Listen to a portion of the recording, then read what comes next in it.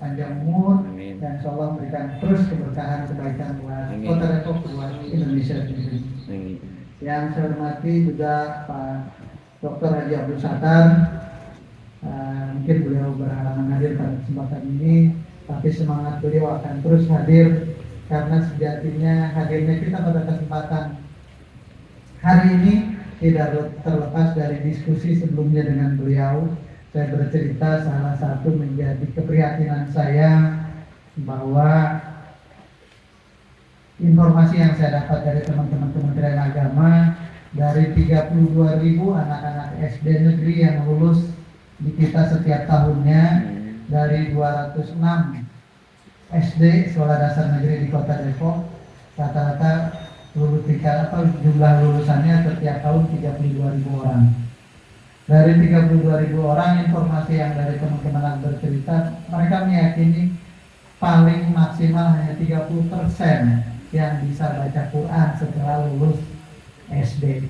Artinya ada lebih berapa? 70% yang masuk kategori tidak bisa baca Quran.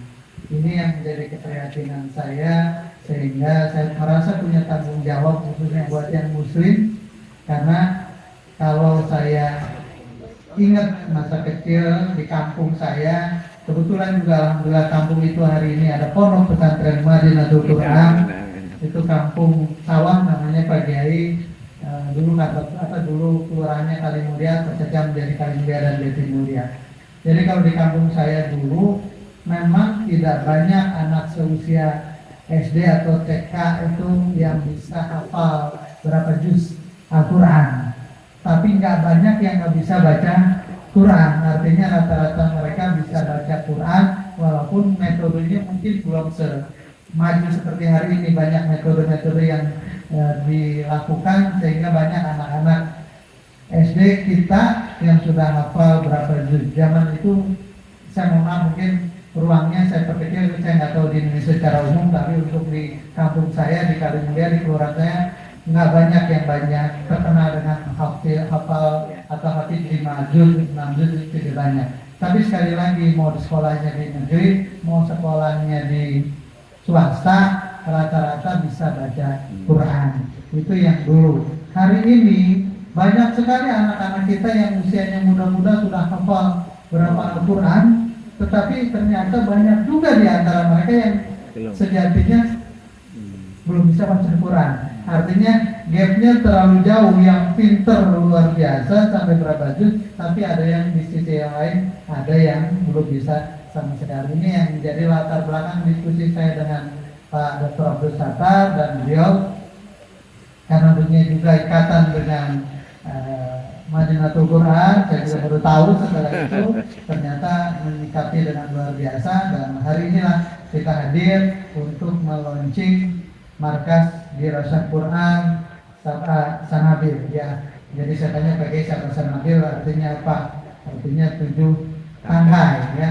Kebetulan juga yang menjadi objeknya adalah 7 sekolah gitu ya. Jadi ini saya nggak tahu sesuatu yang kebetulan dengan nama sahabat Sanabil, atau mungkin juga kebetulan kita memang memperkecil lingkup pembelajaran kita dulu untuk 7 sekolah yang ada di Kelurahan Abadi Jaya. Ya, nanti kita lihat programnya seperti apa, kita evaluasi, karena semangatnya semangat, semuanya bersemangat, tetapi saya ingin ini benar-benar tersusun rapi, modul dan sistematis, sehingga bisa mengukur kemajuan terhadap program yang kita rencanakan. Karena kalau kita telat, anak-anak kita cepat sekali mereka sudah masuk SMP masuk SMA, kalau belum juga sama sekali disentuh, diajari, ya bisa jadi sampai dewasa mereka nggak bisa baca Al-Quran. Itu mungkin yang menjadi latar belakang hadirnya kita pada kesempatan ini. Yang saya hormati pembinaan DKI Sahabat Sanabil, yaitu Bapak Kiai Jainal Mutakin, kemudian Bapak Insinyur Abdul Haris,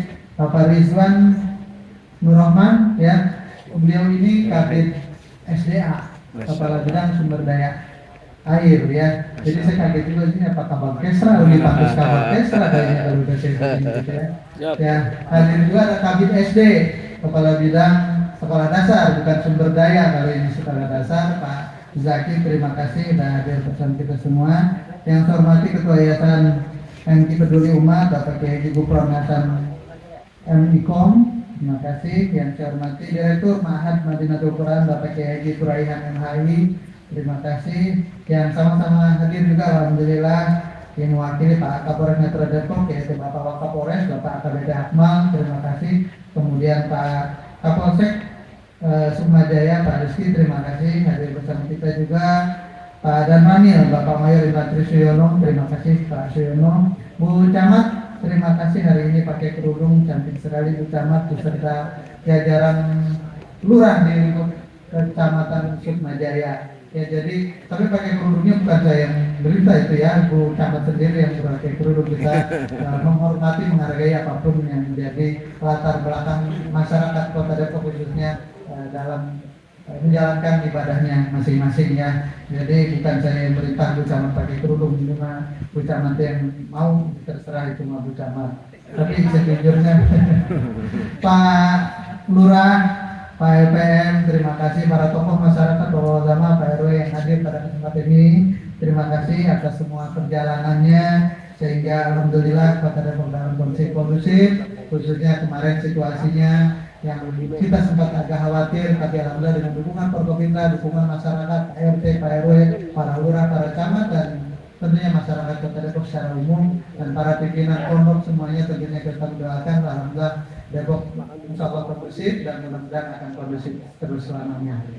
Bapak Ibu hadirin yang saya hormati, dalam kesempatan baik ini sekali lagi saya mengucapkan terima kasih yang sebesar-besarnya kepada pimpinan Pondok Pesantren dan Ketua Yayasan Madinatul Quran yang telah bekerja sama dengan pemerintah Kota Depok dalam hal ini dalam upaya kita sama-sama melaksanakan ikhtiar pemberantasan hutang Al-Quran khususnya buat anak-anak kita yang di sekolah dasar negeri atau di SD negeri.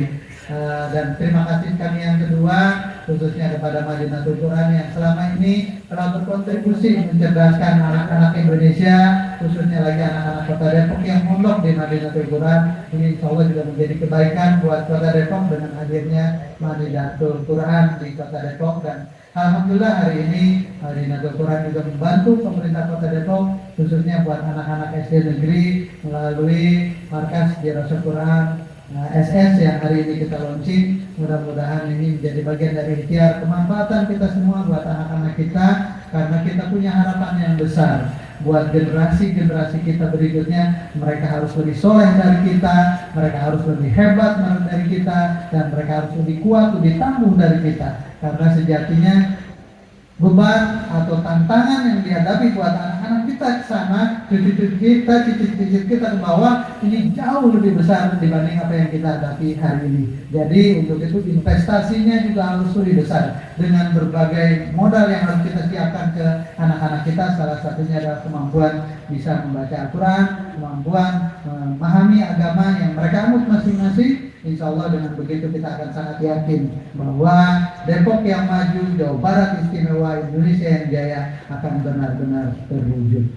Bapak Ibu hadirin yang saya hormati, yang terakhir dalam kesempatan baik ini, saya atas nama pemerintah Kota Depok mohon maaf yang sebesar-besarnya kepada seluruh masyarakat Kota Depok, khususnya warga Abadi Jaya, para tokoh, para RT, para RW, dan masyarakat, kalau dalam perjalanan pemerintahan ini masih sangat banyak kekurangan di sana sini. Kami mohon diberikan maaf yang sebesar-besarnya, dan kami tetap berharap dukungan penuh dari masyarakat Kota Depok, karena tanpa dukungan dari Bapak dan Ibu, apa yang menjadi cita-cita kita untuk mewujudkan Depok yang maju ini juga akan bisa terwujud. Untuk itu kami berharap dukungan Pak RT, Pak RW, khususnya lagi kebaikan-kebaikan yang dulu sudah dijalankan oleh orang-orang tua kita, pendahulu kita sebelumnya sudah dicontohkan. Kerja bakti lingkungan ini menjadi penting. Saya mohon dukungannya melalui Pak Lurah, Pak LPM, dan Pak RW, Pak RT.